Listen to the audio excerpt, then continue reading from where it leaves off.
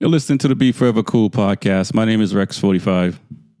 My name is TJ with 2 L's and coffee. Man, what a crazy few weeks between MotoGP, World Superbike, Moto America. Let's jump right into it. Saxon Ring predictions. One of Marquez's, I don't know if his favorite track, but he does really well there. First time on the duck. That man almost launched himself into to Saturn or somewhere. Yeah, he almost launched himself into Saturn. He's used to doing that before. He launched himself to the moon, and another time I think he launched himself to like Mars or something. Mark Marquez rides so hard. I almost felt that the pressure was so high on him that he kind of, I don't know, the mentality of his Honda riding there, because he didn't ride the duck there before, no real data. So he was the example pretty much of what not to do around the corner. Right. Because he threw himself to the moon, like you said.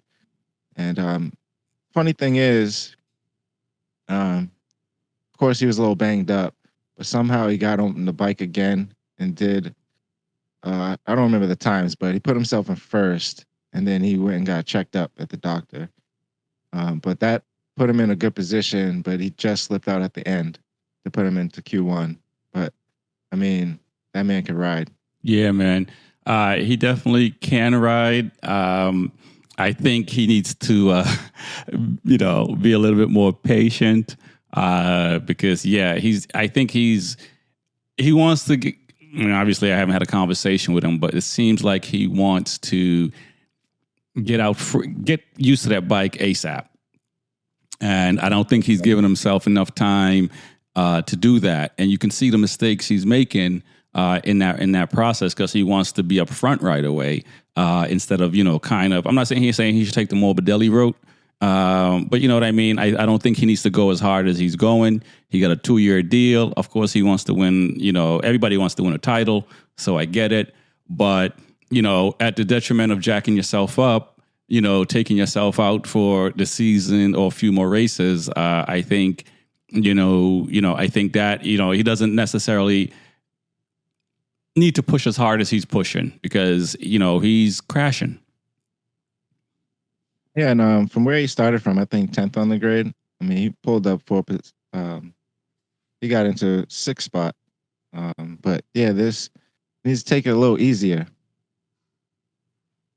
Yeah, for sure. And he did finish 6th. And, I think he had a couple of, almost, oh shit moments and in the sprint race and stuff like that. So,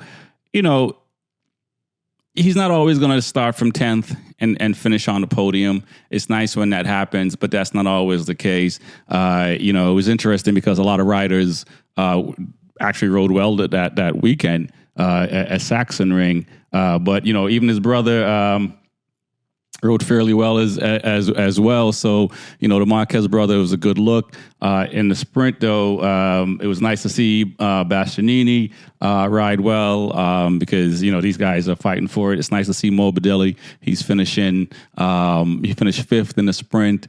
So that was, and qualified fairly well as well. So, to see that is incredible. So, let's talk about Martin in the sprint. I mean, he seemed like he just put his head down and he was ghost. Real quick, for Martin, do you remember the Stefan Bradl incident with Marc Marquez? Yeah. Do you think that would have affected anything? Oh, for sure. He would have. I think he would have qualified better because he was on a flying lap. Marquez was.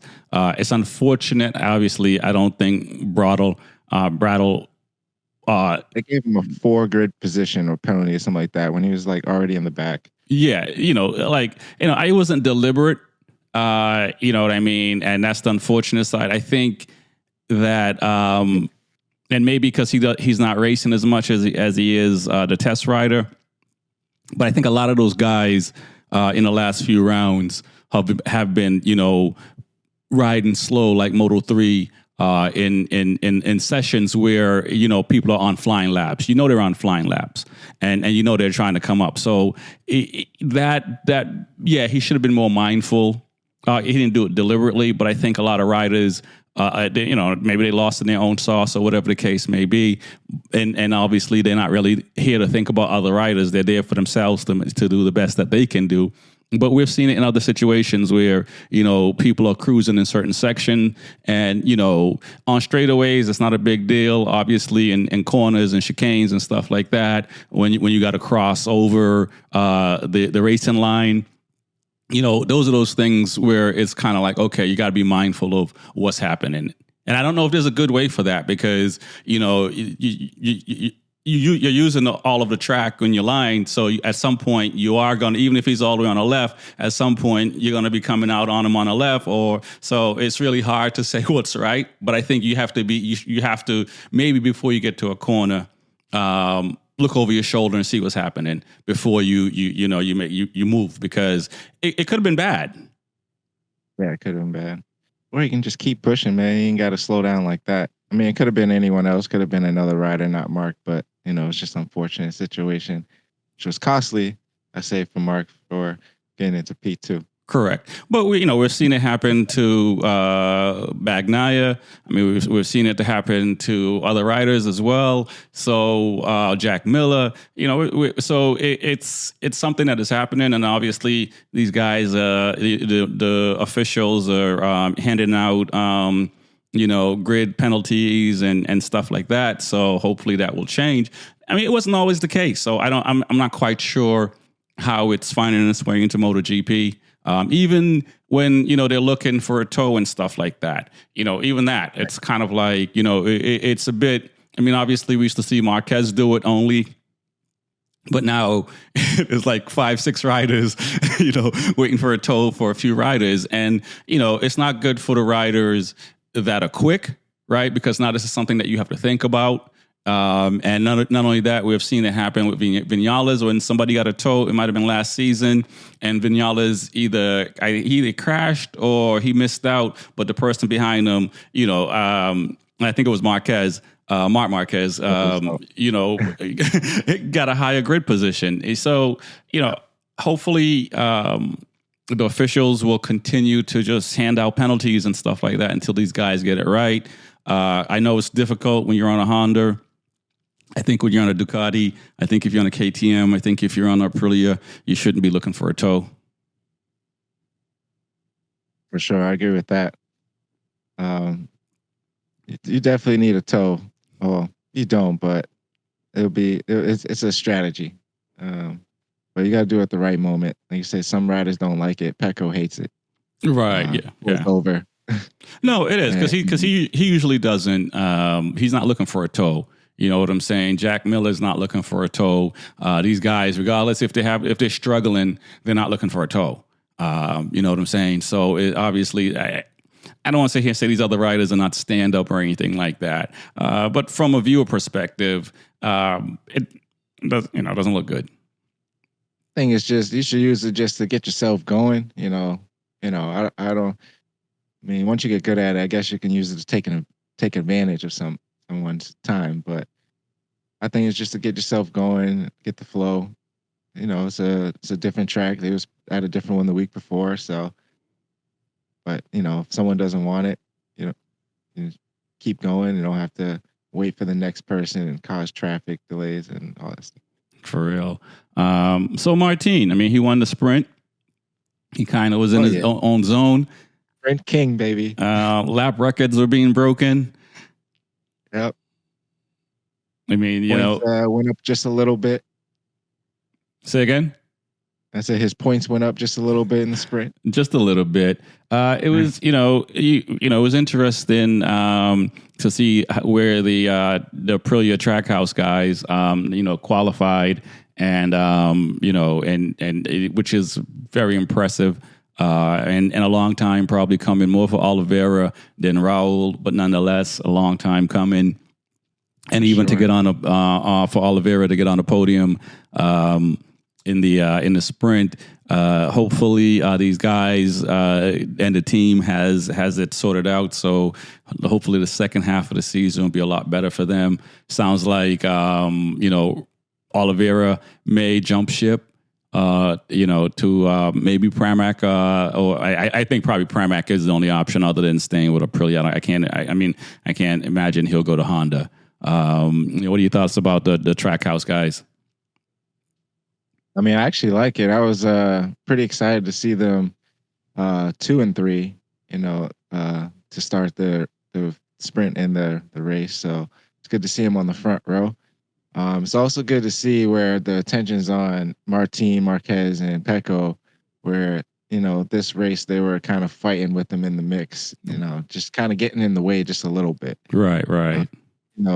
Pecco was on the podium, so he finished third, but, it's good to see them in the mix.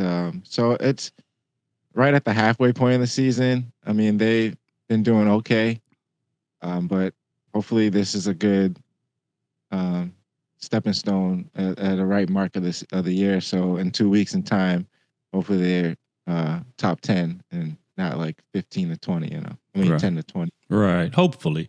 Acosta, it did not become the youngest winner in MotoGP. Marquez retains that one of those what's the word stats. He looks to be struggling a little bit. Acosta, he did crash out. He is a rookie, so I think this is normal. What we're seeing now, I think what we saw in the beginning of the season was the anomaly.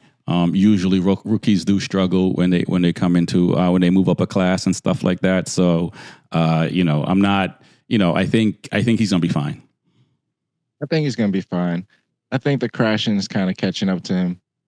He kind of went on a clean slate for a couple races. Even the top guys in practice, they're crashing. So, they're figuring things out. I think he's just being more mindful, but I think it'll be okay. Yeah. Bezecchi, he's having a horrible season so far. Lucky thing he has a factory seat for next year. Hopefully, his time, the summer break he'll come back with new energy. He also was one of the big crashers over the weekend, and he lost his visor and got a little bit of gravel in his face and stuff like that. And hopefully, he'll sort it out after the summer break. Yeah, I hope so. I mean, there was a lot of crashes in the practice and in the beginning that they were figuring out the tires were cold on the right side, basically only in 2 corners. Right. Yeah. But Bezecchi got caught up in one of those corners. Like you said, his visor broke and got a little banged up. Marc Marquez got thrown to the moon. Maverick Vinales. Oh yeah, my goodness. Rodeo. All cold tires. I don't know if Maverick was cold tire, but yeah. Hopefully Bezecchi can pull it together. Not a great time. We'll have 3 weeks off too, so see if he can heal up. Yeah. Gian Antonio, still not sure where he's gonna go, but it sounds like he's riding fairly well. Where did he finish? Did he crash out? I think he might have had mechanical, right? Yeah, he had mechanical, I believe. And pitted in the race. Martin was leading the race, the GP race. Go ahead. He finished 12th in the sprint, and I think he had mechanical in the race. Right. Martin, he crashed out in the race after leading. Pecco put a lot of pressure on him. A lot of pressure. Think it was pressure? Yeah. I think so. I mean, there was 3 laps left or something like that. Something ridiculous. He almost had it, and it's. Yeah, obviously we've seen Pecco make a mistake as well, crashing out on the last lap. So it does happen, and we said that the pressure was applied from Martin when he crashed out. Maybe it's reversed. Obviously, Martin doesn't. Neither one of them crash out that often. But yeah, I think there's a little bit for Martin because he struggles in the long races, the more so than Pecco does, in a sense that Pecco's winning more of the GP races and he's winning more of the sprint races.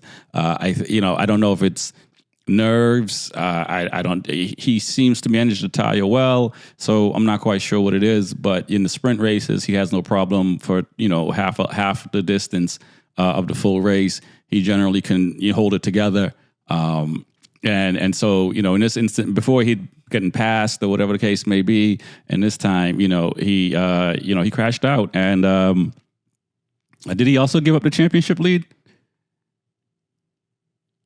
Sure did, and by a good margin. Not a big margin, but right. I mean, being up 12 or up 15, now down 10, something like that. Yeah. So that's not too bad then.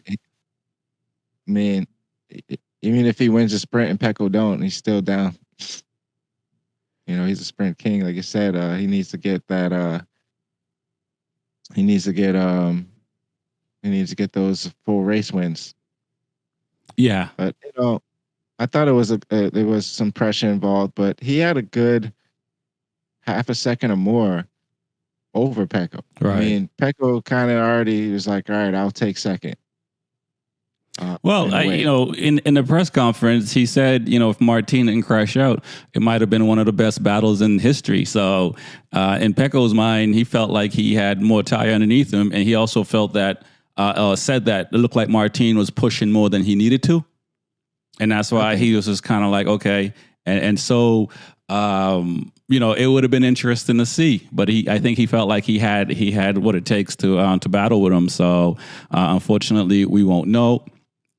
Being down 10 points and going into a summer break after doing well, I mean, that has to be, listen, man, if it was me, I'm pulling everything off the walls. My team made history, He crashed out. He gave Marc Marquez another second place. Right, yes. He did do Alex that. Marquez a podium. He got brothers on the podium. They had a whole fabulous time. It was like Martin made history. Yeah. I guess he did when you look at it that way. So, yeah, I feel bad for him in that sense. Hopefully, he's taking the summer break and gathering it back together because it's not over. And honestly, he just, either one of these guys at this point and after the season, they really just got to ride smart and manage the points and that kind of thing. Obviously, it's hard to say over the course of a series, but because you always want to win. But they're gonna have to start riding and smarter if they want to, and more so Martin than Bagnaia, because Bagnaia he usually makes all his mistakes at the beginning of the season, and so far after the summer breaks in the last 2 seasons, he's been pretty much right there. And fewer mistakes are made, so I suspect that's going to happen with him. Now Martin need to do the same thing. Now. It's such a great year. So I was I think I talked to you about this too, but Pecco's championship, like when Fabio won his, the following year he was winning, Pecco came back down points to win, got a championship. The next year, Martin was winning for half of the year. He came back, won a championship second. So now this is his third one. Well, not his third, but he's fighting for his third one. He was losing again. Martin's winning now. He's come back to take the lead. I haven't seen Pecco with the lead with this many races to go. Do you think Martin will have a stronger fight being down points, being the chaser, and not being the leader, and vice versa with Pecco, because Pecco is used to chasing down, and you think he'll just run away with the lead as the second half of the season being his strongest? Well, last season, I would say, I would have a different answer than I'm going to give you right now. I think the problem with the coming back after the summer break is going to be Mr. Marc Marquez, Bastianini, maybe even Digin Antonio. I don't know if Alex Marquez is a one-off in this situation. I'm sure Aleix also wants to do some things. Vinales wants to do some things. So I think these other riders are going to take points away from Bagnaia and Martin. So I think that's the thing. These guys are riding much better, more consistent than last year. And so, Bastianini has nothing to lose. So he he doesn't care about anybody else's points but his own. Right. And I think for him, he's going to continue getting better as the season goes on. So I think his qualifying will get better. And once his qualifying get better, even if his qualifying doesn't get better, we see he can get to the podium, or at least close to it. So, and in some cases, I think other people may make mistakes, but I think his qualifying will get better. Obviously, I think Marquez's qualifying will get better, and I think if Brattle didn't jack him up, I think he would have done better. As well, but he was also hurt really bad as well too. So, we'll see how that goes. But I think for Marquez coming back, he has the most seat time he has had on a duck. He's had some time to step away to analyze. Sometimes when we do things every day or often, we don't see or we don't feel as comfortable. But sometimes when we step away for a week or some days or whatever the case may be and come back, all of a sudden, our body almost remembers these things. Our muscle memory remember these things, and so when we get back out, it's a little easier. So I think Marquez, is going to throw a wrench in that plan between Bagnaia and Martin. And like I said, I think Vinales is there. Dijan Antonio, Aleix, Bastianini, and I mean, who else can we throw into the mix there? Brad Bender is possible. You know what I'm saying? So like I said, it's going to be interesting, definitely for sure. So I'm looking forward to it. But yeah, in other words, if it was just those two, and I mean, and anything can happen, right? But if it's just Bagnaia and Martin, I think that Pecco is just, he's cooler, he's smoother. He handles the pressure. If there's pressure, we don't see it, right? We see that even when Bagnaia crashes out, it's the same reaction. You know what I'm saying? It's not over. He's not throwing his hands up. He's not doing all these things. It's just I think he almost he knows the mistake he made and he knows he has to adjust and he moves on. I think for Martin, and myself included in this, some of us take longer to get rid of the negative energy. So I think for Martin, it takes him a little bit longer to get over what happens. And I don't know if he fully gets over it. You know what I'm saying? Like, I don't know if he fully gets over it 100%. But so I think if it was just those two, I would still put my money on Bagnaia. Kind of, I like that explanation. I do know from here on out, well, anything can happen, but in Martin's sake, got to ride perfect for the rest of the year. Yeah. You can only shoot for first place or second pretty much. With all those riders being said, shooting for an end of the year milestone for themselves, I just say Aleix is retiring, so I'm sure he probably wants to be on the podium. You got riders that still don't have a seat that need to perform well. You got, in general, just riders who want to just have a better second half of the season. So, yeah, there's a lot at stake. But for Martin chasing now, I haven't seen him, like, if that helps him, Right. Like I said, it's hard being up front, especially for a whole season. That's a tough task. So we'll see. Yeah, oh yeah, definitely. Can't wait. Shout out to Joe Roberts. He came out and raced. These guys are warriors. They're extraordinary. I think that he's third in the championship. I think he did enough to limit the damage. Garcia has still got 147 points.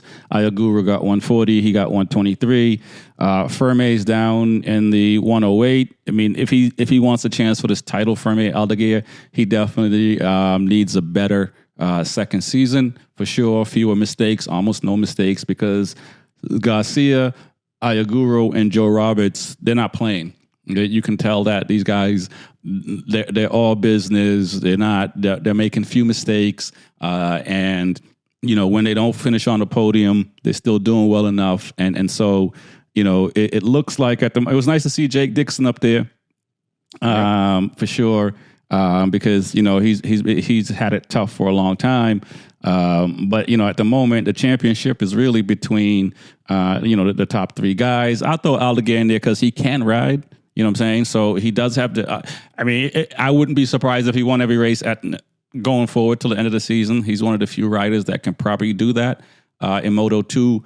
And you know what I mean? And from what I can tell so far, because a lot of times when he's lost, it's mistakes he's made, whether he got penalties, whether he's crashed, or whatever the case may be. It's not because other riders was riding faster than him. Right. I mean, he did crash out one race this year for a long lap penalty, I think, and he crashed out going through the long lap penalty, and he's received a couple of those this year. Right. Different tracks. So, yeah, like you said, it's kind of on him. If you just straighten that up, I think Aldeguer can definitely step up from 108 points to catch up to the 147 Garcia right now. Right. I completely agree. Let's go into World Superbike, man, because, we could talk MotoGP, but there's a lot of classes and a lot of series to talk about.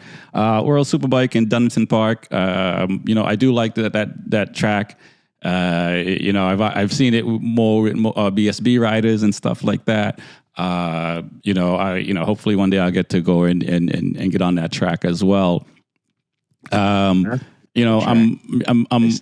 almost close to ordering that BMW, man. I mean, what is it a foregone conclusion that Top Rock is going to win the championship, or do you believe or think that Bulaga, Alvaro, Inoni, Petrucci, and even I'll leave it there, because I think I only think Ducatis can catch them. I don't want to sit here and say the Kawis and the Yamaha. Shout out to Jonathan Ray, though, for getting on the podium.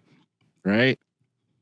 It was good to see him up there. He was super happy. See that wheelie over the line? Yeah. He was super happy. But I want to know what sold you about saying the BMW is when Top Rock came into the last corner on a one wheel and then it hit the straightaway. I think I was sold from a few rounds ago. And it's, it was nice to see Redden up there. It was nice. Unfortunately, Gerloff, I'm not sure what was going on. Vandermark, not so sure. But at least it was nice to see Redden up there. Granted, it's a track it's his backyard, so it's a track he knows. But it was good to see. It was good to see him riding the BMW much better. It's like we've said before. I don't want to say it's a foregone conclusion. I think these other guys will figure it out. I think Ducati will figure it out. I don't think they're going to sit here and want to be beaten, by 2 seconds, 3 seconds, 5 seconds. I don't think they're going to want that. So I do believe Ducati is gonna do their very best to try to get in front of him. I don't know what's going on with Alvaro Batista. I think if he qualified better, I think he would have a better shot. Because he definitely has the pace, and we see his late race pace. So I do believe I think he could still beat Top Rock. So he did it last year. He did it the year before. Granted, he was on a different bike, but nonetheless, the BMW is really fast. But am I going to sit here and say it's that much better than the Ducati? No. Not at all. I mean, the BMW is catching the Ducati as far as horsepower and stuff like that. It's just, I think, I think these riders, like I said, I think they'll figure it out. Bulaga is on his first year. Remember, he's a rookie. And so it's not, he granted, well, no, he's a rookie in World Superbike where Top Rock is on his first year on the BMW. So they both on new machines, but nonetheless, I think he's going to come into his own as the season goes on. So I won't say it's a foregone conclusion that he's going to get it. It's nice to see him riding well. It's nice to see what the BMW can do because they've struggled for a long time. And so it's nice for that to happen. and it was still really fun to watch. It's fun to watch him ride because the dude can ride. It looks like he can. Like he's riding a tricycle out there, you know what I mean? The way he can make that bike turn and that bike be all over the place, and he's all under control, and it looks like he's having fun. Exactly. It is exciting to see, but no, I don't think it's a foregone conclusion yet. Man, the rumors that he was going to MotoGP, I knew that was over because like the way he's performing, first year on BMW, why would you let him go? It's just he knows something.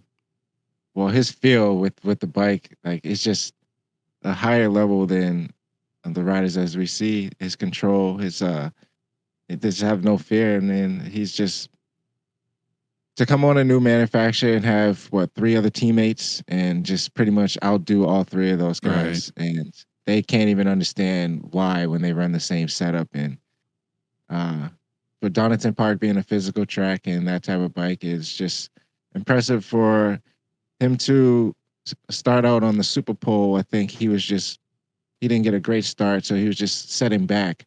But once he found his way through, like, all right, see you later by like 4 or 5 seconds. Right. It's like, what? So, I mean, he's up 41 points right now. Wow. So I don't know. I got to check how many races are left, but yeah, I think he's got that in the bag. You think so? Well, let's see how many races he got left. I think these changes this year is affecting Alvaro. You know, they added weight to his bike, a couple other changes. So, you know, I think his pace is down just a little bit. Right. Well, you know, they got about 1, 2, 3, 4, 5, 6, 7 rounds left. So still a long season to go. You know, you mentioned him not going to MotoGP for next year and staying with BMW. Yeah, I think it makes sense. You know, you're on a machine that you look like you can probably win a title this year. You could probably win a title next year, maybe year after. Right. So, and not only that, but MotoGP right now in 27, it's going to be a different bike. So, you know, I think there's a lot of consideration there because it's kind of like, okay, well, I'll go 2 years and go learn this bike, and then it's going to be changed. Or he can stick with BMW for 2 years and then go into MotoGP if the opportunity presents itself in 2 years on the 850cc bike, and then just learn that bike. So, you know, and like I said, he's winning at the moment. I think if it was a different scenario, you know what I'm saying, he might be like, but the fact that he's winning and he's enjoying what he's doing, you know, and BMW might be saying, hey, next year we'll give you the bag. Like, we'll give you the bag because obviously for BMW, like I said, you know, they've been at the bottom of the pile. You know, I mean, I think 10 years ago was the first time they led the championship back then. I don't even know if they won one, but so for them right now, this is like Ducati a couple of years ago when Alvaro started winning, right? Because before that was Jonathan Ray Cowie for 6 years, then the Yamaha. You know what I'm saying? And now Ducati has had a taste for 3 years. Well, this is year 3. You know what I mean? So I think BMW wants that, and I think BMW would match whatever MotoGP will offer him just to keep him, because obviously the titles, the championships, you know, you can't take those away from manufacturers, right? So I think BMW is going to do everything to keep him. I hope so. I mean, we'd love to see him in MotoGP, but when you go watch another race series, who wants to see another superstar? So, I mean, he's in a good fit. I mean, why not? If you're on top, you know, I don't want to say it's like compared to club racing when they say when you're winning an amateur, stay an amateur. Right. You go to expert, you're going to be in the back. So, I don't know. I don't want to compare it to that, but that's how I see it. Just like, man, just win your championship if you can. You're having a great year. Right. And help improve the bike. I'll give you one better since we don't want to compare it to club racing. And I'm not picking on Cameron Bobier, but you look at him when he was in Moto2 and now he's in Moto America Superbike, right?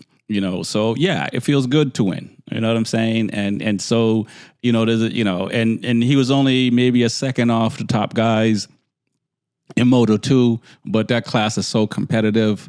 So and the podium was so far away for him. Where obviously in Motor America, he's home, he's having fun, he's getting on the podium. He can fight for a title. All those, I don't know if there's a part of him that might say, "Hey, I wish I was still in Moto 2," but yeah, definitely, we all we want to win, and so when you've been in a situation where you're struggling or you're at the back, you're not even struggling. It's just, a half a second, could be a difference of 10 places. So, you know what I mean? And then to get in a situation where you can be up front all the time. And we've seen it in other riders that's gone from Moto America, Superbike down to the middleweight class and stuff like that. It's good for the psyche to win. Yeah. Isn't that crazy though? You can you get off the grid and you be like, what? I placed 17th? And you're like, all I need is a half a second and I could be in 7th. Yeah, exactly. Right. What? A half a second? Where do I find that? It's not even a lot of time. Yeah, not a lot at all. So, I will say though, the series is exciting to watch. So I'm happy about that. I can't wait for the next round, which looks like it's going to be this weekend in Czech Republic. So I'll be up watching World Superbike. But Inoni in the race on Sunday, he looked like he was struggling with arm pump issues because, as you mentioned, Donington Park is a physical track. I was surprised to see Inoni struggling. Yeah, I guess we was suffering with arm pump issues, and this track is really physical. I mean, there's barely any straightaways, it's just always left to right. But where's Inoni? He's in 6th place right now. I mean, he had a great start to the year, and just it's hopefully he can recover from that going into this next round. Yeah, I even heard rumors that he may go back to MotoGP. They need to stop with all this. I know. 4 years is a big difference.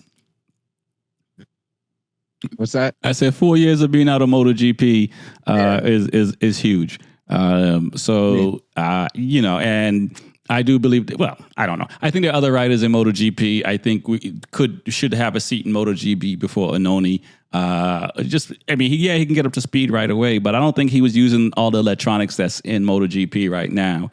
Not to say he's not capable of getting up to speed with that stuff. Maybe on a Yamaha or a Honda, I can see it, but I don't know why he would be on a Ducati or Aprilia. KTM is already all set, so. I mean, yeah, these rumors. Them spread in. Yeah, yes, one goes out, another one comes in. Yeah. Before we get out of here, let's talk about the WCR series. Anna Carrasco, she won one. Listen, man, it's fun to watch. It is fun to watch. I wish they were on, middleweight bikes, whether, Triumph or, Yamaha or whatever, because obviously they can ride those bikes and have rode those bikes. So, the twin class is a little bit slower. So I think that's the only downside. But man, the race 2 was fun to watch. Race 1 was fun to watch, but race 2 was nice because the battle. Anna Carrasco was doing everything to get in front of Maria, and the last lap she was able to, but she couldn't hold it, and that's some riding, bro. Yeah, she tried to pass her in the last corner, but I think she went in too tight or something like that. I just couldn't hold it. But these girls are battling. Maria Herrera, Anna Carrasco. Sanchez, I forget her first name, but her last name is Sanchez. Sarah. Sanchez. It's just I don't know. Like I said, I just like seeing them battle in the corners and just just the way they're pushing. It's just you could tell they got the lines down and all that. It's just very competitive within their group. Um, there's also some riders that don't like each other. I know. I know. There's a couple beefs in there. Not to talk about the Mallory Dobbs, having a very tough season. And she had a very tough weekend at Donington Right. Park as well, with somebody bumping her in the first race, crashing out, and finishing. She was able to finish, but no points, and then crashing out the second race. But yeah, so it's like the fight between these girls is really cool to watch, and just seeing the top three right now. Hopefully, they don't run away with it and leave the rest of the pack. I think they might run away with it this year. I think so next, too. yeah, I think it'll be more competitive next year as far as more riders, and it's because these riders haven't been on a world stage. So these tracks are new for a lot of these riders, the female riders and stuff like that. So I think next year, I think that will be a better, it'll be more, it'll be closer, I think. So, and, for Anna Carrasco and Maria, they've had the luxury, they've been fortunate to be in the MotoGP series, in the World Superbike series, granted Moto E, in the MotoGP series for Maria, and well, she was in MotoGP. She won the She won the 300 Super Sport Series in World Superbike in 2018. So she's already a champion in that series, and then have been riding both series in Moto 3 and in the 300 class or the 400 class. And so, because of that, I think they're the favorite, and you see that. So I think when these other riders get the same experience, it's going to get closer. And I mean, and you think about riders that haven't made it. You think about Kayla in here, who's 17. She must be eyeing that. You know what I'm saying? To see if she can get on that, and she should, because in Moto America, man, she's riding really fast. She was awesome at Laguna Seca. So and she's on a V2. You know what I mean? Saying 155 horsepower, detuned a little bit, but nonetheless. So and she's running top 10. Got on the podium already twice. So I think the series is only going to get more competitive as it goes on, and I'm looking forward to that, man. Yeah, not to come back to Kayla, but we was watching her when she was before the age she is now, Yeah, like 13 or something like that. I know. And when the season was off, she was like, all right, I'm testing the 600. I'm like, what? Already? Yeah. And like, she did really well. And then I'm like, wow, this girl's like 14 and 15 already on 600s. And going into Moto America, she went from the Twins Cup class and then jumped to the Super Sport. Not the Twins Club. Yeah, she was in Twins. She was in Twins last year. Yeah. And then she jumped to Super Sport this year. Oh.